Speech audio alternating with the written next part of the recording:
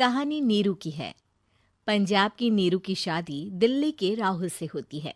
दिल्ली कितना बड़ा शहर है ना, लेकिन आप लोगों का घर तो बहुत छोटा है।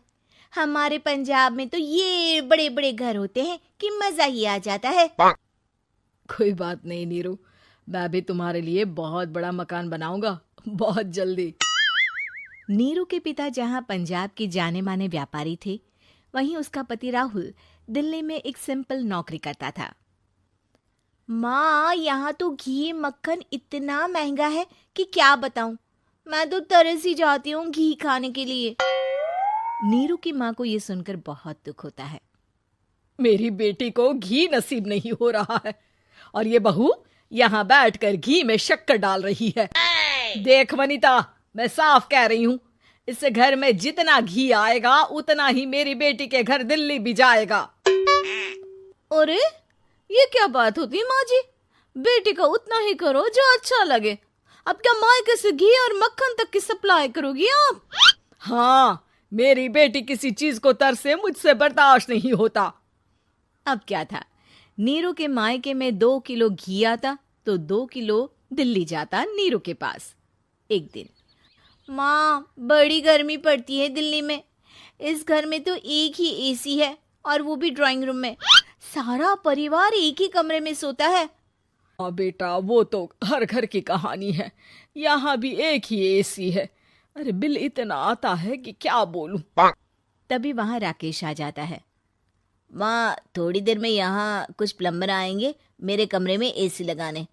जरा ध्यान से लगवा देना ना माँ। ओए, ऐसे कैसे तेरे कमरे में एसी लगेगा?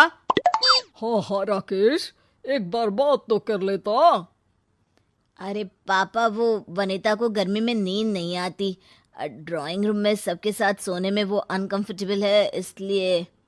अरे पूरे परिवार के साथ वहां तेरी बहन नीरू भी तो सोती है। वो नहीं हो रही क्या अनकंफर्टेबल? समझ रहा है ना?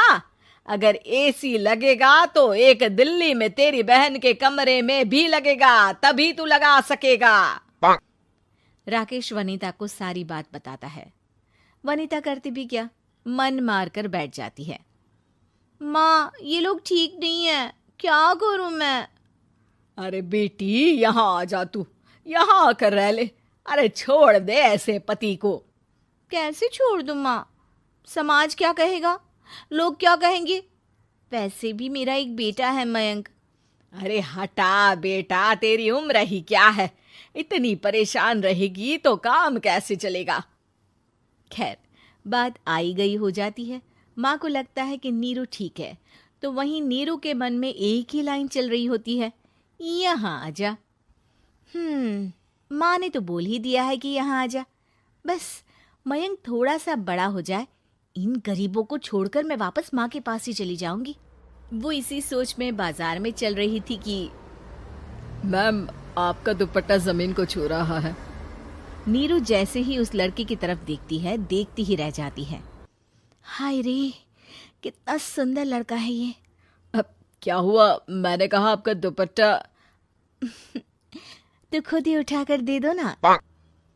लड़का समझ जाता है कि नीरू उस पर फिदा हो चुकी है। वो उससे उसका नंबर लेकर चला जाता है। अब क्या था, नीरू और रोहित में लगातार बातें होने लगती है।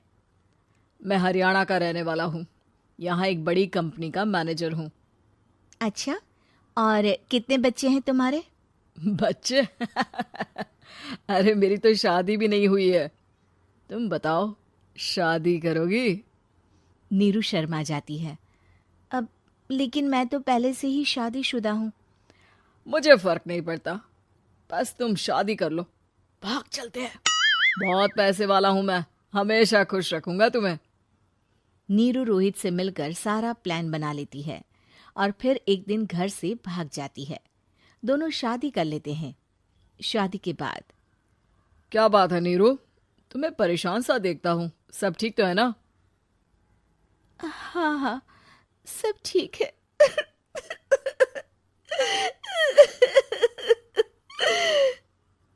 ये कहते कहते ही वो रोने लगती है। अरे क्या हो गया, रो क्यों रही हो? मैंने तुमसे एक बात छुपाई है और वही बात अब मुझे परेशान कर रही है। रोहित, मेरा एक बेटा भी है, उसका नाम मयंक है। क्या बात कर रही हो? ये तुमने मुझे पहले क्यों नहीं बताया? देखो नीरू, मेरी माँ को मैंने ये नहीं बताया है कि तुम शादीशुदा हो। बच्चा मैं मैनेज नहीं कर पाऊंगा। नीरू को समझ में नहीं आता कि वो क्या करे। तुम उस बच्चे को अपनी माँ को क्यों नहीं दे देती? नीरू चुपके से माँ को फोन करती है। माँ, क्या मयंक को तुम रख सकती हो? बेटा, मैं राकेश के साथ बात करती हूँ। आखिर घर का बेटा वही है, जो वो बोलेगा। वैसे भी बेटा, तूने जो किया है ना, उसके बाद से पूरा घर तेरी बुराई कर रहा है। मैं भी अब किसी से तेरे लिए लड़ नहीं सकती। राकेश बेटा, नीरू ने तो जो किया बहुत ही बुरा किया, लेकिन मैं सोच रही थी कि क्यों ना मयंक को हम यहाँ ले आए। तभी वनीता बोल पड़ती है। वाह जी, ऐसे कैसे यहाँ ले आए? यहाँ क्या भंडारा भरा है? और जिस बच्चे की माँ ने नहीं सोचा, उसके लिए हम क्यों सोचे? नीरू को एक बार तो अपने बच्चे के बारे में सोचना चाहिए था ना। अरे लेकिन तेरे पास भी तो लड़का नहीं है ना वनीता। माँ, वनीता ठीक बोल रही है। कल को वो बड़ा होकर इसी घर का हिस्सा मांगेगा तो हम क्या करेंगे? माँ कहती भी तो क्या, वो चुप रह जाती है। वहीं नीरू का पहला पति कहता है। माँ, अगर आज भी वो वापस आ जाए तो मैं उसे माफ कर दूंगा। बेटा, गरीबी चीज ही ऐसी है, क्या करेगा। तू तो अब मयंक का सोच। वो बेचारा तो बिना माँ का हो गया। मयंक के खातिर तू दूसरी शादी कर ले बेटा। लोगों के लाख समझाने के बाद नीरू के पहले पति की शादी रिद्धि से हो जाती है, जिसके पहले पति से 2 बच्चे होते हैं। देखो जी, मैंने शादी सिर्फ बच्चे के खातिर की है। मैंने भी शादी सिर्फ बच्चों के खातिर की है। वहीं नीरू के दूसरे पति के मन में ये बात घर कर जाती है कि नीरू एक मासूम बच्चे को उसके खातिर छोड़ कर आई है। अब देखो नीरू, मुझे लगता है कि जो औरत अपनी कोख का बच्चा छोड़ सकती है, वो तो कुछ भी कर सकती है।